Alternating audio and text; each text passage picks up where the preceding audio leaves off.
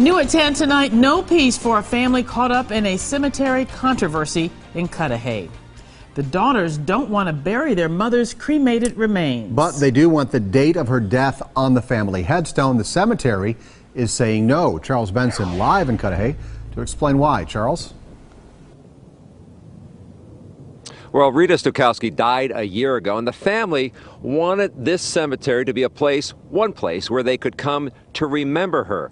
Now they can't forget how they've been treated here.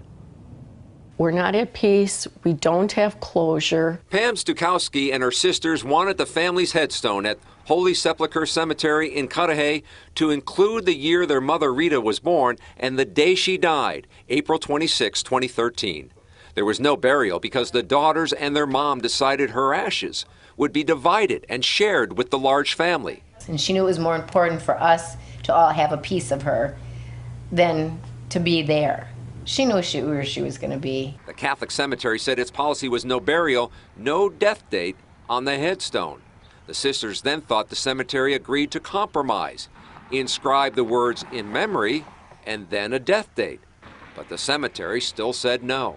There are 26,000 people buried here, but the cemetery manager tells me nothing like this has ever come up before. He wouldn't go on camera, but he did confirm comments he made to the newspaper. The cemetery says it's following Christian burial beliefs. When we have a person who has been cremated and they wish to have those cremated remains whole and buried at our cemetery, that is the only way we'll recognize. It's been a year of heartache for the sisters. I can't even drive past the cemetery. I can't go visit her. I just feel incomplete. I feel like I let her down. Now, the cemetery says it never agreed to a compromise, but has offered to work with the family within the rules of the regulations. The family says at this point, it doesn't know what to do. We're live in Cudahy. Charles Benson, today's TMJ4. Tough spot, Charles. Thanks.